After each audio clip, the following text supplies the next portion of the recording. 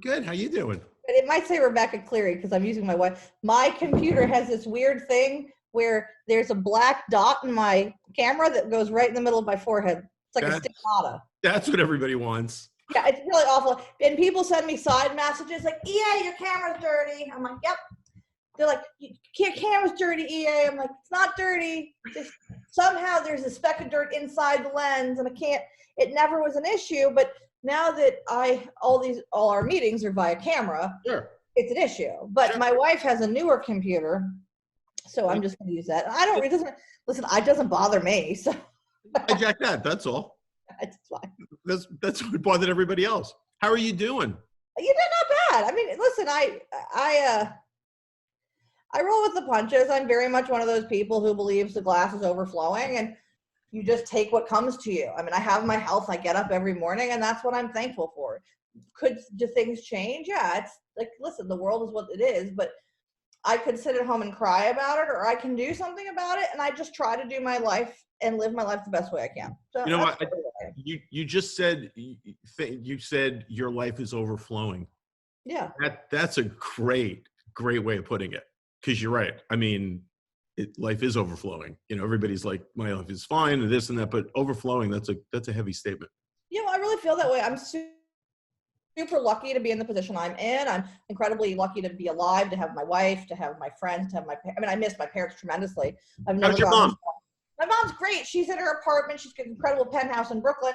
She's there. She goes for walks on the terrace every day. And I think for both of us, we're people who very much, you're doing the New York thing. It's a social grind. It's a work grind. You're out every night. You're networking. You're going to charity events. You're doing all this stuff. And you never take time, like regular everywhere else. You're at home enjoying dinner with your family and time at home. And we don't do that in New York. So to be able to do this right now, I said to someone, like, it's the perspective of, hey, I'm super excited that I get to spend time with the people around me in different capacities. But otherwise, I'd be home, running between this and that. And it gives you a little bit of time to sort of digest a little bit. Yeah. It's someone said to me, it's a break. It's a welcome break. And in the big scheme of things, it's not bad. So here we go with the questions. Super excited. I worked on these very hard. So what are you watching? Netflix, Apple, or Amazon Fire? Or what are you watching? Okay, so the answer is all of the above. I think that 5 weeks. I know. Yeah, 5 weeks is a lot of time. I'm actually in the position where I'm actually working more than I've ever worked. So I'm sitting down at my computer at 8 a.m. I don't usually get up until I go to dinner around 8 o'clock. I allow myself to take a little bit of break between 2 and 2:30. That's my time. Good. I try to schedule that for myself. But yeah, no, I'm watching a ton of stuff. I also am watching YouTube things. So for me, I'm going to let out a lot of secrets, I think, on this conversation. I am sort of like a grandma when it comes to television. So okay.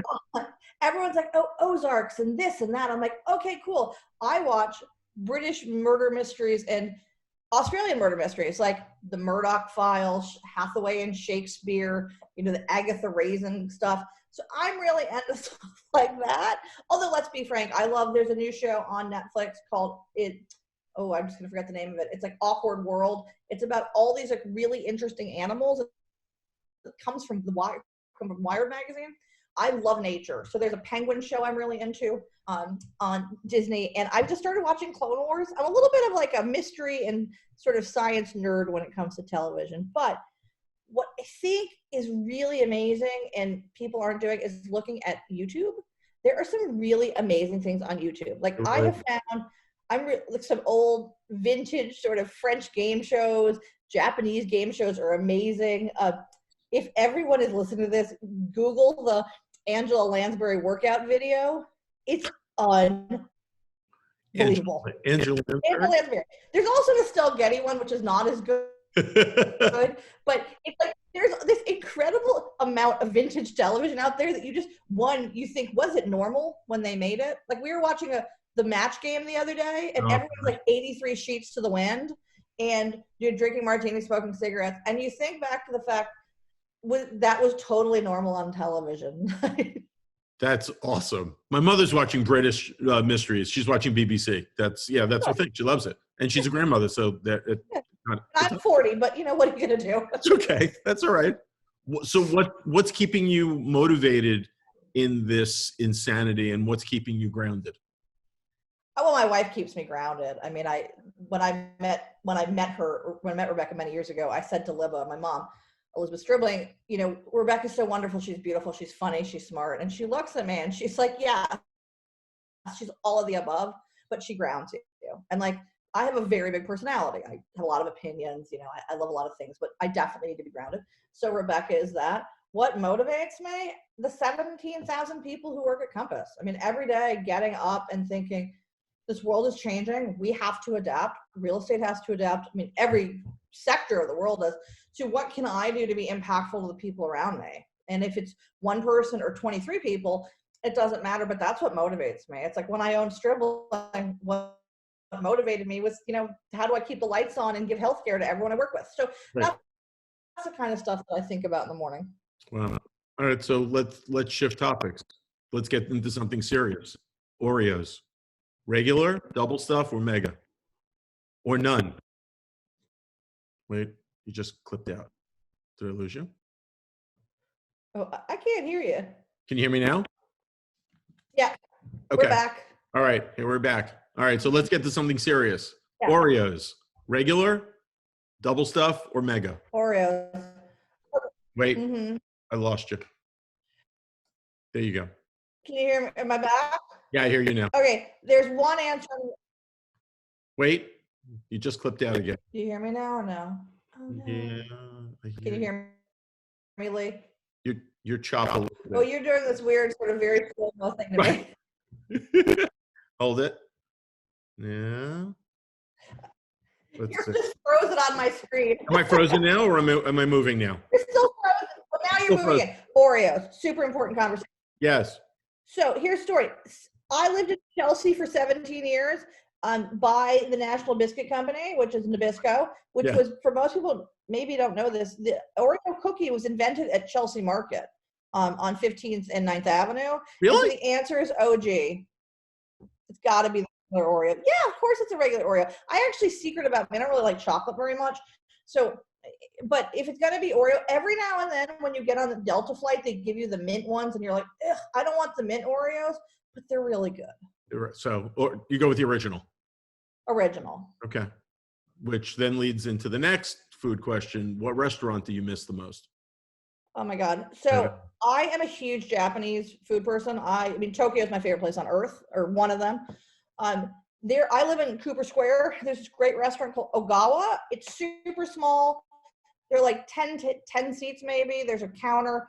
It's super well priced. I miss their spicy tuna roll more than anything. But if we're talking like bigger, I miss the Lobster Club. It's like my favorite indulgence in New York. You just froze again. You just froze again. Now you're moving. Say hello. Yes. Okay. You're choppy, and I'm running. Here. Yeah. No. I hear you. Maybe it's. Where are you, by the way? You're in New York. I'm not in New York. I have a house in Litchfield County in Roxbury, Connecticut. That's where I am. There you go. I'm in the woods. We'll clip it out. All right. So let me go the restaurant question again, because now you're back and you're moving. So what's the number one restaurant you miss? Okay, so I live in Cooper Square, in the East Village, NoHo border.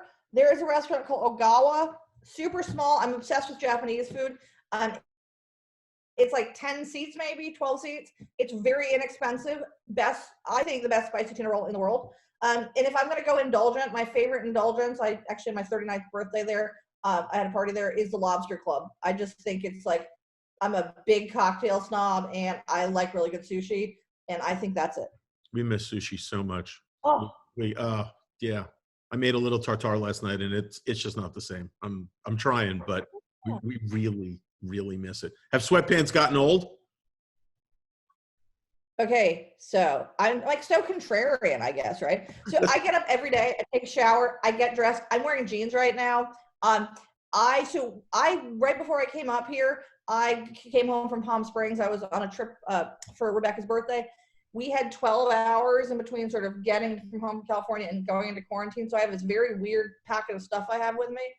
So I do have sweatpants, but I feel like if I'm going to work, like I need to get dressed for work. Okay. And it motivates. It gets you going. Yeah, I get up. I usually go for a 2 to 3 mile walk in the morning, although it's unseasonably cold. It's like 32 degrees up here right now. Crazy. Come back, shower, get dressed, and have a real breakfast. Good. And you're cooking from 8 something you said through the day. Through the day. There you go. Yeah. What are you reading? Do you have the head to read? Hang on one second, because you're getting clippy. I'm getting clippy. I'm going to send you a new invite. I'm going to stop it here. She'll clip it together. Okay, cool. Maybe we have a bad. Give me 2 seconds. I'll send you a new invite. Perfect. Cool. Okay, because you're too great to do it any other way. I'll see you in a second. Bye. Perfect. Oh, much better. Yeah. Much better. I'm actually, the Oreo thing was too good. So I'm going back to the Oreo thing because I'm worried that the voice and you were not tied together. So she'll clip it together. It'll look great. All right. Yeah. So here we're getting to really important questions now.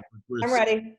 We'll get to real estate in a minute, but let's get to the really, really critical stuff. Oreos, original, double stuff, or mega? Okay.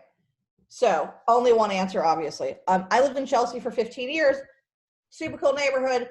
I live down the street from the National Biscuit Company, aka Nabisco. It's now Chelsea Market on 15th and 9th Avenue. It is where the Oreo cookie was developed. They actually, children who didn't have a lot of means could actually buy the scraps for a penny from the factory in like the 20s and 30s and 40s. Wow. And so I love OG stuff. So the OG answer is regular, unless I'm sitting on a Delta flight and they happen to give me the mint ones, which are always like a letdown. But then when I take my first bite, I'm like, wait, these are really good. And by the way, I don't like chocolate. And so Oreos are one of the few chocolate things I actually like. So Oreos were invented in New York? Yeah, invented in New York. I did not know that. That is my understanding. I know for sure they were produced at the Nabisco factory on 15th and 9th Avenue, which is now owned by Google. All right, where they came up with the formula, we'll let that pass. New York will take that. But I think New York. New York will take it. Are you able to read in this? Do you have the time? Super into reading. It's actually, I'm one of those people who I learned to read really late in life. I was like 7 years old, but I'm a really fast reader. So I read a ton. We talked a little bit earlier about my propensity towards British murder mysteries. I'm really into this series by a woman named Louise Penny. They're the Inspector Gamache books. They take place in the eastern townships of Canada, which is outside of Montreal. And they're these detective stories. So I'm really into those. I'm on the last one. And I just read this incredible book by Erin Morgenstein called The Starless Sea. She wrote The Night Circus, and I thought it was an incredible book. So yeah, I read a ton. Wow. Yeah. And you have that focus even in this, which is that's pretty impressive. Yeah, well, reading's been a big part of my life for, like, I was one of those kids who sort of like walked around like this. If I wasn't playing sports, I was reading, and it's funny, I have ADHD. I've always had it. I've lived with it. It's very public about it. I'm actually writing a book about having it right now and how the impact it's on my life, actually in quite a positive way. But the one thing I could always focus on is reading, because I love it so much. There's so many incredible stories. I mean, it's sort of why I live in New York City. 8.5 million stories out there, and there's a lot more in books. So the more I can learn and digest, I'm one of those people who misses going to school. Oh, that's great. I'm learning stuff. Yeah, there's always something new to learn. Fun facts. All right, here's my next question. You can't donate it because we know you would donate it, but $1,000, do you take the $1,000 or do you go for the pedicure, the manicure? Okay, well, that's a super expensive pedicure and manicure for $1,000. I don't know what I'm getting. I'm getting like very, very long extensions, like snow globes on my nails. I'm not really sure. I've seen some of the videos on YouTube. I'm not a big mani-pedi kind of girl. So I think that I'd probably take the $1,000. Or no, you know what? Actually, no, I'd get the mani-pedi because it would because I think ultimately it would be just like donating it because it would help someone have a job right now. So that's what I would do. That's the other thing too. And I would have really fabulous $500 toenails. Well, since you said when you were a kid, you were a big reader, what'd you want to be when you were a kid? What'd you want to do when you grew up? So many things. So my first one, I grew up in New York City. I'm a fifth generation New York City kid. There were still checkered cabs when I was a kid, like not so many, but a few of them left in New York, right in the 80s. I desperately wanted to be a cab driver. I also thought my two other professions were acrobat at the circus or when you come into the airplane and they bring you in with the air traffic control people. I thought that was great. I was a kid. I guess I thought that it was flashy and fun. The beauty of my parents is they were always like super supportive of whatever I wanted to do. I think, they say, EA, follow your dreams. I think probably they're glad I didn't follow the cab driver or the acrobat route, right? But that's what I wanted to be. And lo and behold, look at where I am now. There you go. I wanted to work in a gas station for about 6 months. And my mother said, no. She wasn't supportive. Yeah. She's like, that's not. I was like 6 years old, by the way. She's like, that's not happening. This wasn't like 14-year-old or 15-year-old EA dreams. This was like little EA dreams. Yeah. And I understand. Dogs or cats? Which one? I got two of them here. Dogs. Okay. Yeah. And I'm very open to cats. And what's your happy place? Could be Hamptons, could be Fire Island, it could be, Connecticut. Yeah, I'm a Fire Island Pines kind of girl. My happy place where I'm truly, truly the happiest is either sitting at the beach in the Pines where I spend my summers, or my family, I grew up spending my summers in the south of France, in a small village outside of Nice. And that is truly where I feel the most at home. It is, if you say to me, where is home? Home is an Opio. That's my home. There you go. And your favorite pizza topping? So lucky. So my wife is a master cook. I've watched. Good cook too. I've watched. Yeah, you've seen on Instagram, right? My wife made homemade naan last night.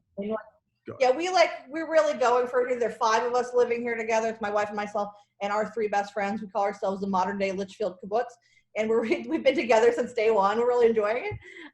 My wife makes pizza every night, homemade pizza. Every night? So every night she makes a homemade pizza as an appetizer. God. I know. It's insanity, right? Wow. So give her a raise. She does need a raise, right? So she doesn't make my favorite topping soap because it's a little bit obscure. I love onions on my pizza, or I love black olives. It's a little polarizing, so we just have cheese pizza. Sometimes there's meat on it. But yeah. Pretty cool. Night. That is every night. Sometimes it's frozen pizza, but rarely. But normally it's homemade. I mean, she really goes for it. I mean, I don't know what's for dinner tonight. I cook a lot too, but the other night we said, wouldn't it be fun to have chicken tikka masala? And all of a sudden, she's whipping naan out. She's never made it before. I mean, it's like unbelievable. She's a keeper. She's a keeper. That isn't even why she's a keeper. She's just a good person. I understand. But, someone said, like, when you said earlier, what restaurants do you miss? I'm like, there's nothing really that can't be done here. Now, remember, a lot of what we're doing, like, we substitute. And we substitute things. I mean, last night, she really should start a restaurant. I wanted baba ganoush. So we had eggplants. She took 3 eggplants. She put them in the fireplace, fire roasted them for a few hours. Then she made baba ganoush out of it. I mean, it's like a 5-star restaurant here. This is off the wall. It's great. Up here, yeah. That's amazing. That's great. And pickles, yes, or you don't get it?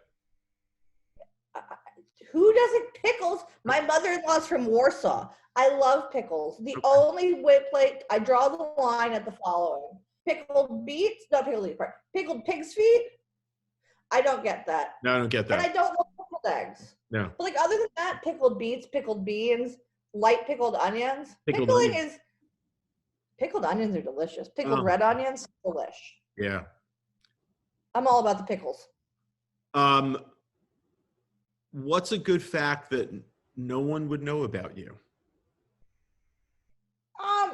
Okay, well, I think some people know this. I mean, if you follow me on Instagram or, you're my friend, you probably know this, but like, it's not something I like, run around. I think the first thing you'd think about me, I am an avid fisherman. I mean, I love fishing more than anything.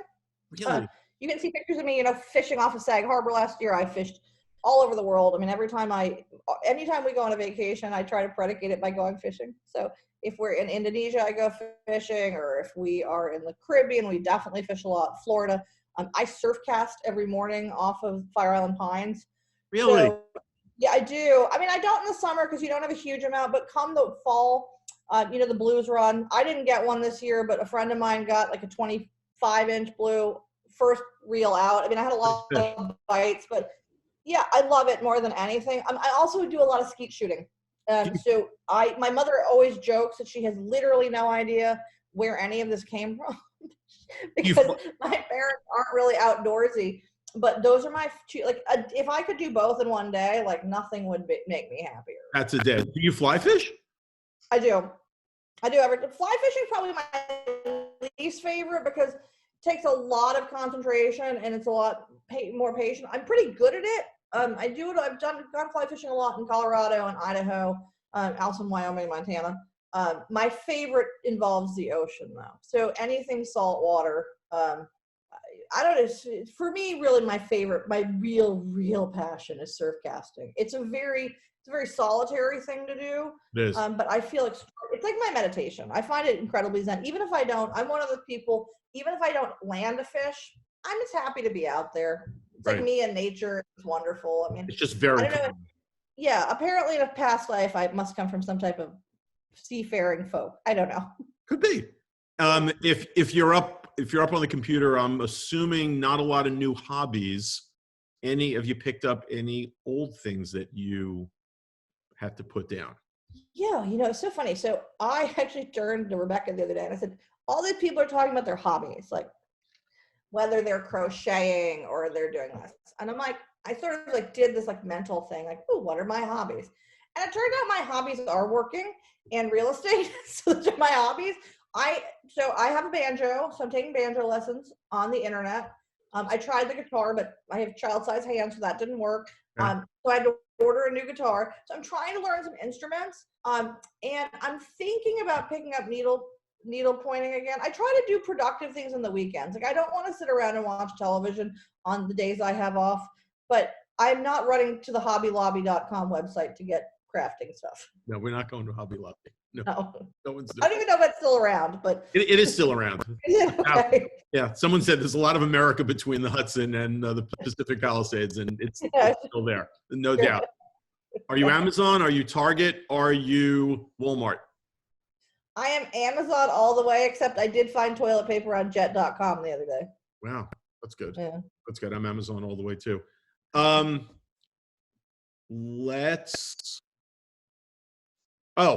My last fun, well, you pretty much told me the best isolation meal you've had has been almost every meal you've had. Every meal. I mean, So good. He's got a 5-star. So the only other fun question I have before we get to the real estate is onion rings or French fries? Okay, so I thought really heavily about this question. The answer is French fries, but with that rogue onion ring that comes when you get a deluxe sandwich from the diner. Yeah. You get French fries, but then the problem with onion rings are, okay, if it's a delivery meal, onion rings never make it fully. They're always like a little not there. Never. And there are different kinds of onion rings. Are the onion rings breaded? Or are they pankoed? Are they battered? I'm a battered onion ring kind of girl. Mm-hmm. So, yeah, I have to say I'm more of a French fry person. Best onion ring under $5 is BurgerFi. I don't know BurgerFi. BurgerFi is the smaller, much smaller version of Shake Shack. Oh. And I will bring you. I will pick up an order, have the cab stop. I will bring it over to Madison. I have to make sure you're there, and I'm telling you, it's a game-changing onion ring. I take it you're an onion ring kind of guy. Oh, totally. Yeah. But to your point, it's got to be a good onion ring. If it's doughy, if it's too much breading, it's kind of stupid. They crush an onion ring. They make a good burger, but they crush the onion ring. So I've tried onion rings. My father was an onion ring guy. It reminds me of my father. There you go. I feel like onion rings are it's a New York. I know people eat them outside of New York, but they're such a New York thing to me. Like fries or onion rings. I'm going to find out. I'm going to Google later. Where did the onion rings? Really onion ring. I want to find out where it was invented. That's my thing. Yeah. So let's talk business. Let's get to it. How are things changing? Right. I mean, I think that the world is so different, and I think that, I mean, it reminds me, everyone's like, oh, it reminds me post 9/11, it reminds me post Lehman, blah blah blah. Yeah, I mean, there are elements of everything it reminds me of. I mean, we're obviously in, this like unexpected new world. There are all these words that we're throwing around.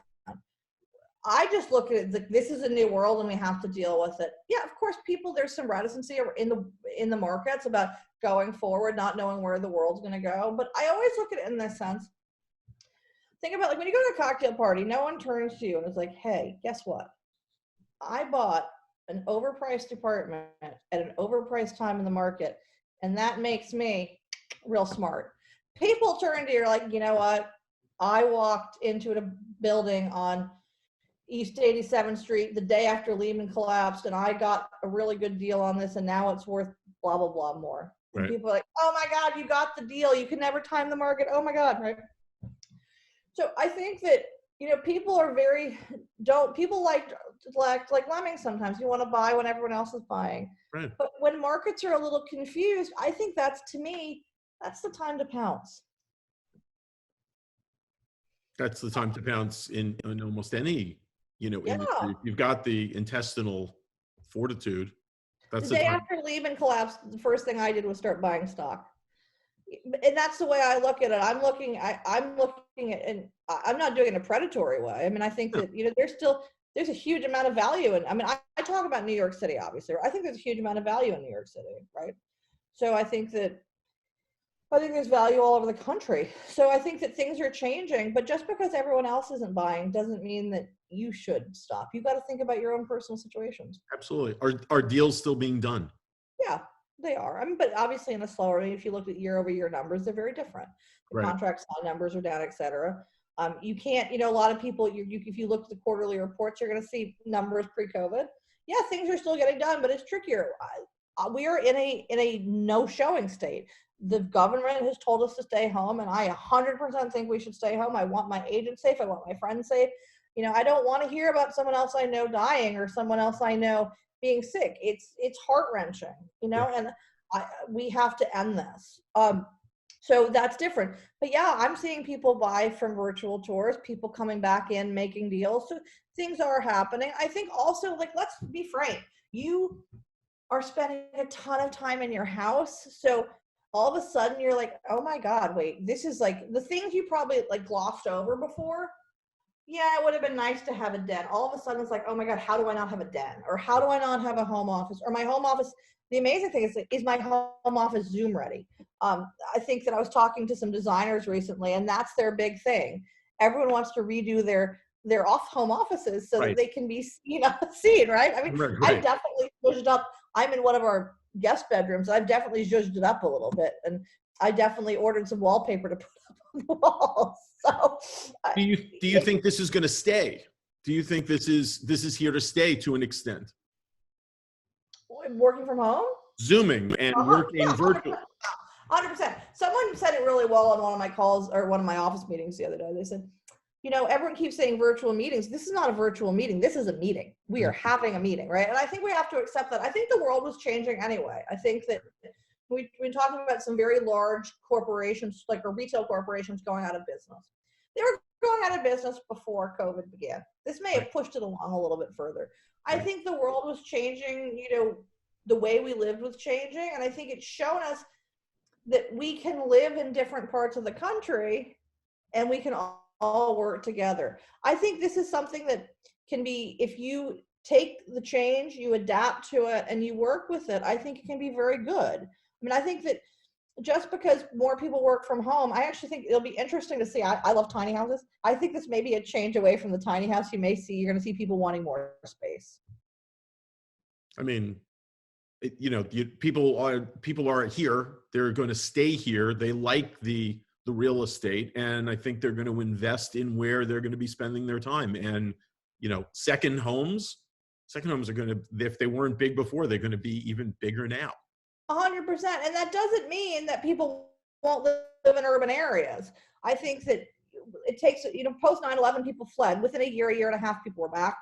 I think very quickly people remember, like, there's something, don't get me wrong, I love where I live. I love looking out my window. I love having a pool outside. I love having acreage. I love the fact it seems sweet that there's a bear that lives behind my house. After a while, I look out the window and I'm like, wait, there's only trees. And it's a wonderful escape, but it's a whether or not it's permanency. And I can tell you, when this is over, I'm going back to New York. I will come here on the weekends, but I'm definitely going back to the East Village NoHo. My Havanese misses people. I take her down the street and I can see she's looking for someone. She's looking for people, another dog. And if we don't run into anybody 30, 40 feet away, it was the walk in the Havanese's mind was a bust. There's no question about it. And that's how I feel. It's like you just want to see people, and even if they're at a distance, and experience other human beings. And which then leads to the question, did you name the bear? You just froze. Did you give the bear who's living behind the house a name? So now, did I give the bear anything? No, we don't give the bear anything. We're actually very, very careful about the bear. The bear is the bear is not going to hurt you, but the bear is really the king of the castle. The bear will come, go into the yard, into the driveway and scratch its back. And if you make noise to try to make it run away, it's not going to run away. Did you name the bear? Did you give the bear a name? The bear is nameless, but maybe I've never seen the bear. I've only seen the bear on security cameras, on the Nest camera we have outside. Everyone else has seen the bear. Okay. But when I walk, I can hear the bear. I mean, you can hear it clunking through the forest. All right. That also takes social distancing to a whole new level. Stay away from the bear. Yeah, you got to stay away from the bear. The bear's more, these are bears. The bears here in Litchfield County or Westchester County or Putnam County, they are, they don't want anything to do with people. They're not aggressive bears, but they're hungry. So we don't keep our garbage outside. Our garbage is kept in the garage until we go, because otherwise, if we left it outside, the bear would eat it. The bear would move in. What? How's life at Compass? Love it. Couldn't be happier. I mean, it's how lucky am I that I get to work with the most incredible people every day. This has been a really interesting period of time. I just came up my 1-year anniversary of selling Stribling to Compass and merging in with them and becoming a larger family. And I couldn't imagine going through this without them. I mean, it's been wonderful that my brokers have the ability to have such incredible technologies and virtual ways to work, and that things that I couldn't have provided, that Compass can provide to them. And I think that's so wonderful, whether that be video products or whether that be incredible marketing and digital marketing, or just platforms to communicate with each other, CRMs, etc. That's been really great. And just to have this incredible sense of the people around me are just good people. And there's just nothing more motivating than working with cool people. There's nothing more motivating. Yeah. That's exactly right. What are the agents asking for? What are they, what are their concerns? Obviously concerns are, how do you show in a market where you're not allowed to go into an apartment by the state, or how do you work with a building? I mean, that's also part of it. How do you close when you can't move into a building? Right. How do you do a board interview when you can't meet them? So we've had to come up with virtual solutions for that. And, things will change. Buildings will suddenly allow people to move in and out. Some buildings are allowing, the building I live in is allowing move in, move out. Really? I know. Yeah. I know co-ops that are allowing it too. It just depends on the building. Wow. I live in a 100-unit condo building, and they're allowing it. I know a pre-war co-op on 5th that's allowing people to move in. So it just really depends on the building. Wow. Some rentals saying no. Yeah. So I think that now, obviously, when they are doing move in, move out, it's being done at a very high level of cleanliness and making sure everything's sanitized, etc. But people have to move in, people have to move out. And so I think we're going to see a new norm about how we allow things, people in the elevators, amenity spaces. It'll be curious to see what people want. I personally think there'll be a real explosion in the townhouse market. I grew up in a townhouse. I loved it. It was a real wonderful way to grow up. And, yeah. I think additionally, do you want the 30,000 square foot amenity space, or would you rather pay to have an extra 100 square feet or 50 square feet in your apartment to have a home office? That's what I was going to ask you. What do you think? Is it going to be new construction? Is it going to be, estates? Is it going to be townhouses? And you think it's townhouses? I think townhouses. I've been saying for the last 2 years. Anyway, I have like a couple things about New York City I'll preach about. One is I've been saying townhouses, I think, have been such an enormous deal. I think there's been incredible prices you can get. And I think that, you know, with people like you who can take them up to different levels, that it just makes total sense. You have complete privacy. I mean, to me, a townhouse is like the ultimate luxury in New York, right? It is. I also talk a lot about the Grand Concourse in the Bronx and Flushing. Those are my other two areas I think are very, Flushing especially, I think is a real hub for New York City, especially with connection to the airport. And then Grand Concourse in the Bronx is the most beautiful housing stock and is not that far from Manhattan.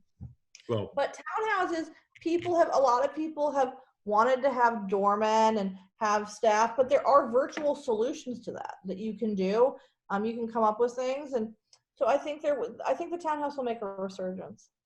and if you're talking about Flushing, then you're talking about Korean chicken wings. So now we're back to food. Well, yeah, we're about, the best dumplings. I mean, Sion Food started out there, which is like so delicious. They have spicy Szechuan noodles, which I love. Yeah, no, Flushing's awesome. I mean, if you like cow, which I do, yeah, I'll go anywhere to find something good. It all comes back to food for me. That's it. That's it. That's the way it goes. So what's the takeaway from all of this? What do you want your team to know? What do you as you sit and think, a couple of weeks ago, I was talking and saying, well, has anybody gotten used to the new normal? And now the new normal, this is it. So what's the takeaway from all of it? Yeah. So Leonard Steinberg, who's chief evangelist of Compass, writes this like unbelievable email every day that goes out to the whole company. Wait, and hold nicely on. enough, I got to be one of the featured op-eds in it. Hold on one second. What I said, my quote was from. You just clipped, so hold on, because what you were going to say, I really wanted. Hold on. Let's see. Okay, try it again. Okay, you want to ask the question again, and then I'll do it. The question is like, what's the takeaway? What everybody's thinking about, what this new normal is, and now the new normal is. Where I think we're approaching 5 or 6 weeks here. So what's the takeaway for you? Leonard Steinberg, who is the chief evangelist of Compass, comes out with this unbelievable email every day that goes to the whole company and then anyone else who wants to sign up for it. And it's amusing, some interesting facts, really great listings of Compass, as well as usually an op-ed. So 2 weeks ago or about 10 days ago, I was invited to be the guest op-ed. It's a huge honor. And I was really thinking about, you were talking about how do you adapt to the market. And what I thought, and what really sort of has been my guiding principle, is a quote of Lewis Carroll's. I woke up one day and I felt that it was like we were living in through the looking glass. The world was topsy-turvy and upside down. But then I quickly realized that Lewis Carroll actually said it best. If you don't know where you're going, any road will take you there. So I've learned that you may not know what's going to happen, but if you make the best of it, you learn to adapt, you support the people around you, but most importantly, appreciate what you have and appreciate the people around you and are grateful. I think, to me, we move so quickly in New York and there's such a spike to get everything done and be the best. But sometimes you just need to turn to the person next to you and say, thank you for being a part of my life. You make it better for X reasons. Or I'm really grateful that I have an incredible family. We needed a Control-Alt-Delete option, and this might have been it. And that's the way I look at this. I looked at me as I reevaluated my priorities, and when my eyes open every morning, I'm like, thank you. Thank you for letting me get up today. You hit it. That's it.